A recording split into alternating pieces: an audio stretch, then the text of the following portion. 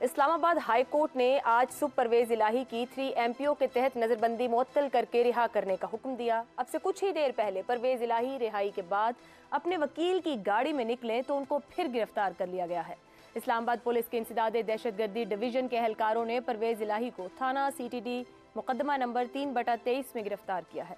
परवेज इलाही का शुमार ऐसे सियासतदानों में होता है जिन्हें हर दौर में इस्टेब्लिशमेंट का ब्लू आई माना जाता रहा है। हालात कितने ही सख्त क्यों ना हो, किस्मत चौधरी बरादरान पर मेहरबान ही रही। जनरल मुशर्रफ के इब्तदाई दौर में जब नैब के डंडे के जोर पर सियासतदानों को मुस्लिम लीग काफ और बाद में पीपल्स पार्टी पैट्रियट की जानिब धकेला गया, उस वक्त भी चौधरी बरादरान करप्शन की रैपों के बावजूद नैब के इस डंडे से महफूज रहे। बल्कि 2002 से 2007 तक जनरल मुशर्रफ का सियासी इन्हिसार चौधरी बरादरान पर ही रहा। कातिल लीग के ताने के बावजूद परवेज इलाही ने PP दौर में नायब वजारत उज़्मा कबूल करने में देर नहीं की।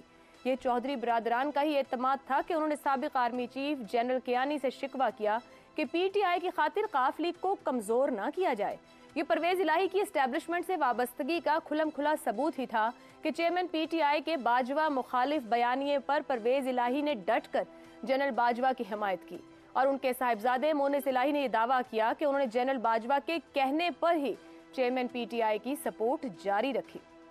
ये परवेज इलाही ही थे कि जिनको वजीर आला पंजाब बनाने के लिए सुप्रीम कोर्ट ने 17 मई 2022 को आर्टिकल 63A की तारीफ ही बदलकर खुद कई जज साहिबान के मुताबिक आइन को ही रीराइट कर दिया था। अदलिया के बाद जजेस की जानिब से तो परवेज इलाही को अब तक रिलीफ देने की कोशिश जारी है, मगर क्या वजह है कि अब एस्टेब्लिशमेंट की तरफ से उनको बहुत ज्यादा टफ टाइम दिया जा रहा है। इसका सबसे बड़ा सबूत गुज़िश्ता 3 माह में उनसे किए जाने वाला सुलूक है। आइए परवेज इलाही के साथ होने वाले सुलूक पर सरसरी नजर डाल लेते हैं। परवेज इलाही को पहली मरतबा 1 जून को एंटी करप्शन एस्टेब्लिशमेंट ने रिहाइशगाह के बाहर से रिश्वत लेने के इल्जाम में गिरफ्तार किया।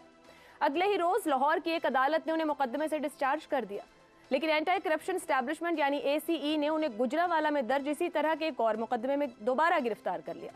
गुजरांवाला की एक अदालत ने उन्हें 3 जून को फंड्स के गबन से मुतालिक बदउनवानी के 2 मुकदमात में बरी कर दिया।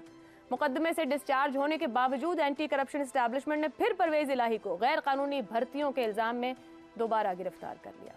गुजरात और मंडी बहाउद्दीन में तरक्याती मंसूबों पर उनके खिलाफ एक और इंक्वायरी शुरू कर दी गई। 12 जून को सेशन अदालत ने गबन केस में जुडिशल मजिस्ट्रेट की जानिब से परवेज इलाही की बर्रियत के फैसले को कलअदम करार दिया, जिसके अगले रोज लाहौर हाई कोर्ट ने मज़कूरा हुक्म को मुअत्तल कर दिया और उन्हें दोबारा जुडिशल लॉकअप भेज दिया गया। 20 जून को परवेज इलाही ने लाहौर की इंसदादे बदउनवानी अदालत से रिलीफ हासिल किया, लेकिन जेल से रिहा न हो सके क्योंकि उनकी रिहाई के अहकामात जेल इंतजामिया को पहुंचाए ही नहीं गए। उसी रोज FIA ने उनके खिलाफ मनी लॉन्ड्रिंग का मुकदमा दर्ज किया, जिसके अगले रोज FIA ने उन्हें जेल से हिरासत में ले लिया। 24 जून को लाहौर की स्पेशल कोर्ट ने साबिक वजीर आला के मनी लॉन्ड्रिंग केस में जमानत मंजूर की। तहम 26 जून को लाहौर की एक जिला अदालत ने मनी लॉन्ड्रिंग केस के सिलसिले में उन्हें दोबारा जुडिशल रिमांड पर जेल भेज दी, जिसके फौरन बाद FIA ने उन्हें कैंप जेल के बाहर से गिरफ्तार किया। 15 जुलाई को बैंकिंग अदालत ने मनी लॉन्ड्रिंग केस में चौधरी परवेज इलाही की कैंप जेल से रिहाई के अहकाम जारी किए, तहम उन्हें रिहा नहीं किया गया। 1 सितंबर को चौधरी परवेज इलाही को लाहौर हाई कोर्ट के हुक्म पर नैब की जानिब से रिहा किए जाने के बाद इस्लामाबाद पुलिस ने दोबारा गिरफ्तार कर लिया था, जिसके बाद आज रिहाई और फिर गिरफ्तारी हो चुकी है। मामला है क्या, गुफ्तगू इसी पर रहेगी। पैनल में हमारे साथ है शहजाद चौधरी, हसन निसार, अबसार आलम और इफ्तिखार अहमद साहब। आप चारों का बहुत शुक्रिया। प्रोग्राम का पहला सवाल, इस्टेब्लिशमेंट की आंख का तारा रहे परवेज इलाही 3 माह से जेरे इताब, परवेज इलाही को टफ टाइम क्यों दिया जा रहा है? हसन निसार साहब, ये क्या हो रहा है आखिर परवेज इलाही के साथ? वो तो बहुत करीब रहे, कुर्बतें रही, 3 माह हो गए हैं, आते हैं बाहर और जाते हैं अंदर। पहली बात तो यह है कि नई बात नहीं है, लेकिन आपका सवाल बहुत ही ज़्यादा मासूम है। एक बात ये, जो आँख का तारा, ये वो हमारे मुहावरे बड़े फ़नी हैं। उर्दू के मुहावरों का आप कभी तज्जिया करो तो बंदे का दिल करता है छितर उतार ले। आसमान की तरह याद रखें, इस्टेब्लिशमेंट में भी तारे तब्दील होते रहते हैं, और सिर्फ तब्दील ही नहीं होते, ये टूटते बनते और बिगड़ते भी रहते हैं। आसमान पे यही कुछ होता है। तो तारा बेसिकली ये जो हम यानी ये अम्मा का लाडला तारा, अबू का फलाना, ये वो ये को होता होगा। बाद में जो बहुत तारे तूरे होते हैं उनमें तलाक़ें भी हो जाती हैं, छोड़ें। अच्छा, कभी चेयरमैन पीपल्स पार्टी और चेयरमैन पीटीआई इमरान खान भी तारे थे। दमदार सितारे, दमदार सितारे।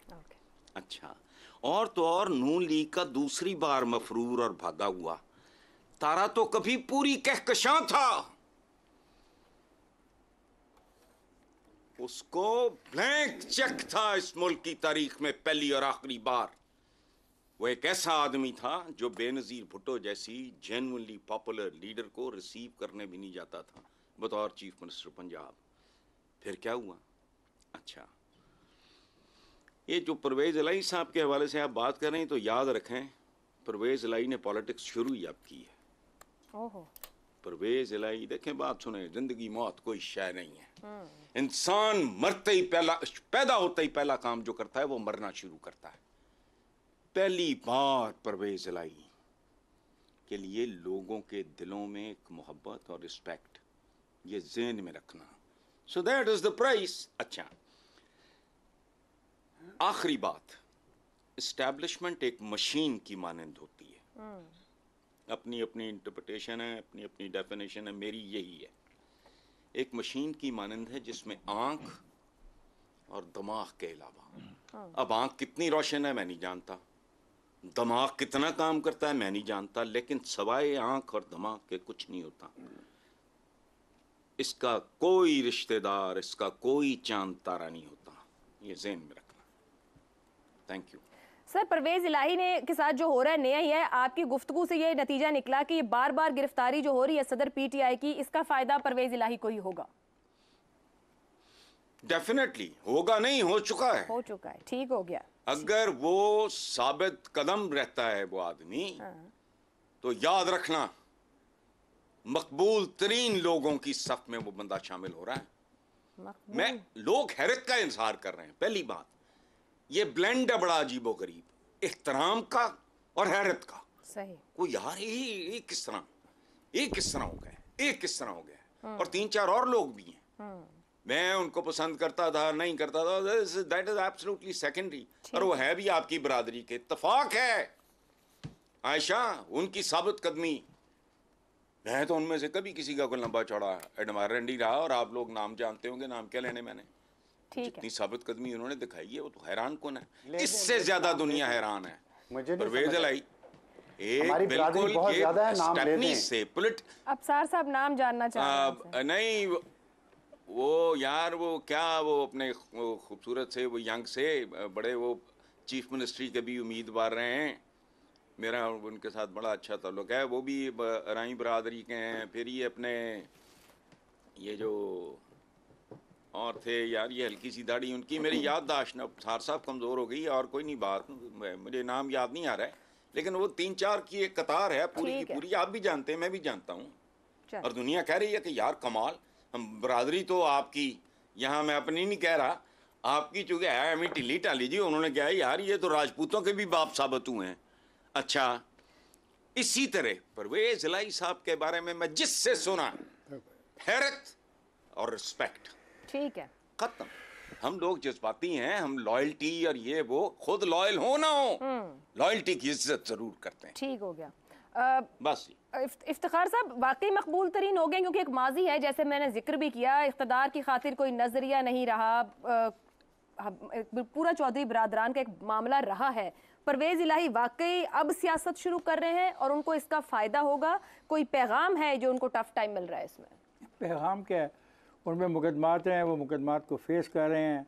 और हसन निसार का ये कहना बिल्कुल ठीक है कि बाज़ का ऐसा होता है कि जिन लोगों से ये तवक्को ना हो कि वो इतनी मार खाने की सलाहियत रखते हैं, अगर वो मार खाने को तैयार हो जाएं तो उनको एक ख़ास जो सेगमेंट ऑफ सोसाइटी है वो हैरत की निगाह से देखता है कि यार ये तो वाकई कमाल की बात है, क्या इस आदमी का इतना ताकतवर होना इस बात का सबूत है कि वो अपने कदमों पे खड़ा है। ये बात तो ज़ेर बहस आती है मार्केट के अंदर। अब ये है कि आपको सवाल है कि क्यों टफ टाइम दिया जा रहा है।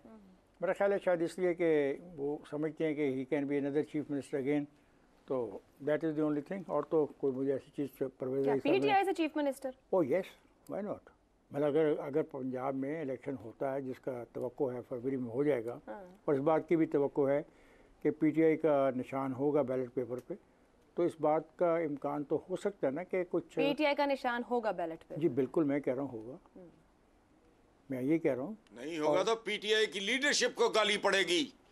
मामला यहाँ तक पहुँच गया, ये भी ध्यान में रखें। मैं ऐड कर रहा हूँ इफ्तिखार की बात को।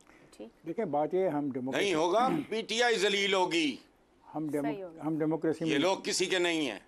ठीक है हम जी, डेमोक्रेसी हाँ। में यकीन रखते हैं, और इसलिए हम कहते हैं कि उसके लीडर को फांसी नहीं मिलनी चाहिए, पार्टी को बैन नहीं करना चाहिए, और पार्टी का निशान जो है वो बैलेट पेपर पे होना चाहिए। हमारा मौक़िफ़ है, मेरा ख्याल ऐसे ही होगा। इसलिए ये कहा जा रहा है कि शायद अगर उस दौर में पीटीआई को ज़्यादा नशिस्तें मिल गई, या उनका कोई ऐसा निज़ाम इवाल्व हो गया कि किसी के साथ मिल के वो पंजाब में अपनी अक्सियत बनाने में कामयाब हो गए, तो चीफ मिनिस्टर यही होंगे जनाब परवेज़ इलाही साहब।